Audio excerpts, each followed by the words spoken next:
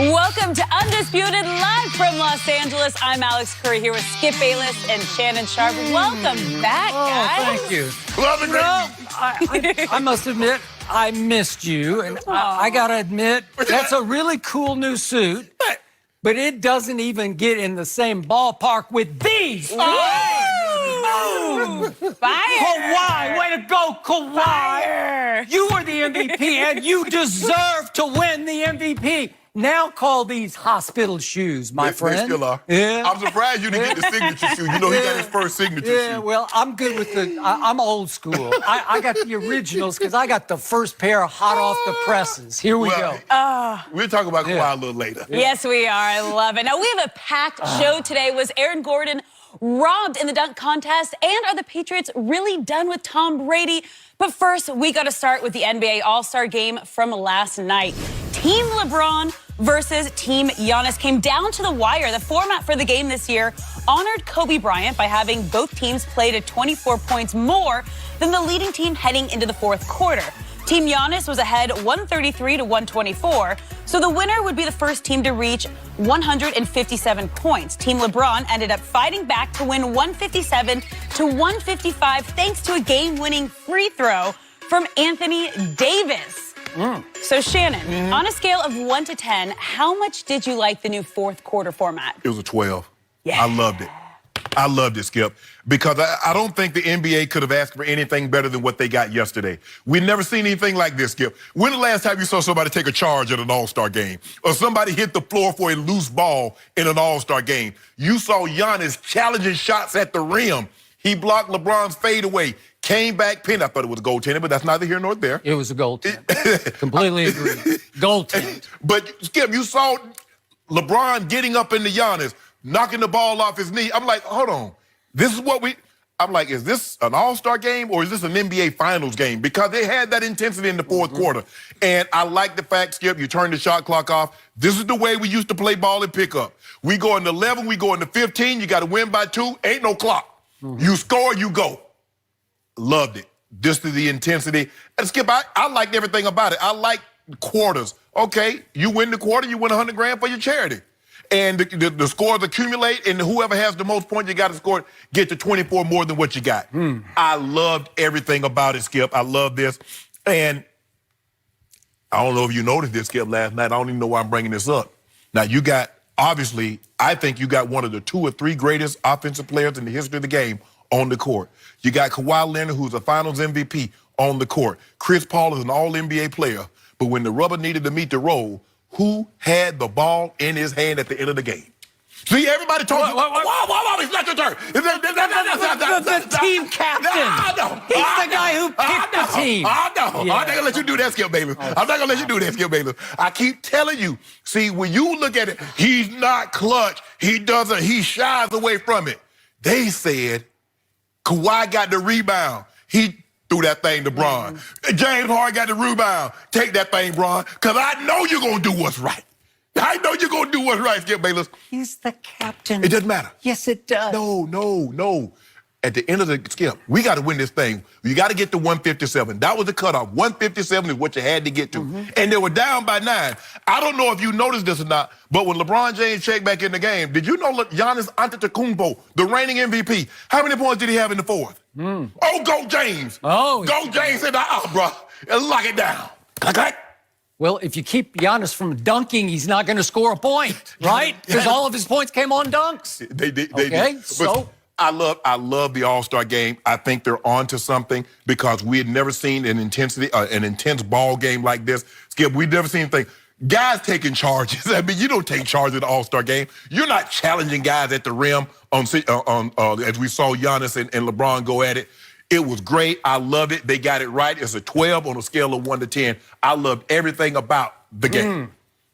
So I will concur on one point, your overall point, which is I loved last night's fourth quarter. I have been watching and covering NBA All-Star games since the 1970s, and I'll go so far as to say the energy and the effort and the intensity in last night's fourth quarter was beyond some NBA Finals games I have covered.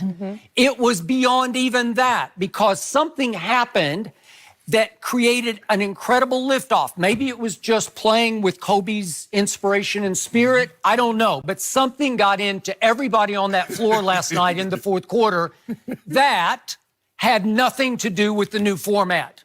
So if you're asking me just to judge or score the new format, I'm going to give it a 1 because I did not love the new format. I think the new format was mutually exclusive and had nothing to do with what happened in last night's fourth quarter. In fact, I thought after a while it got in the way of what was happening in last night's fourth quarter. And by the way, I didn't actually put my watch on it, but I believe you could have played an entire NBA half in the time it took to play last night's fourth quarter. But it didn't matter because it was just great on great on great. Exactly. And it kept getting greater and greater all the way to the target score of 157. Do you believe they would have got that had they had the clock? Yes, because think about this. Help me out here. Okay. Maybe I'm off, but I'm trying to figure out why the new format that was actually suggested, according to Chris Paul, by Chris Paul to the commissioner, and it's called the Elam ending, and I'm going to get to it in just a moment, but it's the idea of no clock with the target score. Right. And because in honor of Kobe, they made it 24 points, that made the target after 3 quarters. Right. With Team Giannis up 133 to 124, you add 24, so it's 157 is the target score. Correct. So help me out. What did that have to do with inspiring everybody to play as hard as they did? Help me out, because they're mutually exclusive. They didn't go together. Because I got a fixed number. If a team gets to this number before I do, I lose. Okay. Because now, Skip, if we got a running clock and we played at the end of the game, so the score might be 160, might be 180. We don't know. But now we got a set number that I got to get to, or I got to keep them from getting to. Okay, I got a set number in every NBA game ever played. It's 0-0-0, which is the end of the clock, and everybody just plays to the clock. Okay, so Team LeBron was down 9 going into the fourth quarter. So help me out. Which team did we think was better after LeBron just bamboozled Giannis in all the picks? Or Giannis made himself look foolish. Thank you. Right? Yeah. Okay, so which team was better? Well, obviously Team LeBron was way better. Yes. Okay, so if I put these 5 players on the floor, let's start with LeBron, AD, Kawhi, James Harden, and CP3, who, by the way, played the whole fourth quarter over Luka. Yeah. So they were saying, nope, Luka, you got to watch this one. Because Luka doesn't play much, if any, defense. So they just said, no, we got to have CP3 on board because he knows how to pull this game out. So they're down 9, and for the most part in the fourth quarter, they go with those 5. And the other guys had to play Giannis and Embiid and Siakam and Kemba and Kyle Lowry. Right.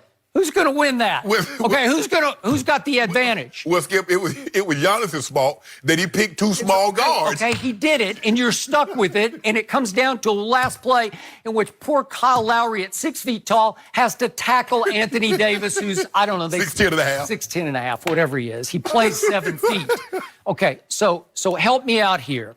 What if they had just let the clock run as usual, and all of a sudden Team LeBron had made a furious rally from down 9 at the end of the quarter, and it had come down to the final moments of the game, as it often does in the NBA? Right. What's the difference in that and the Elam ending that we played with last night? What we normally see, Skip, and what we normally got is that if you look at the first 3 quarters, you got 30, 40 dunks. But you look at that fourth quarter. Okay, I agree, but something happened, and you pinpointed the something. Yeah. Something happened that never happens in any All-Star game I've ever seen.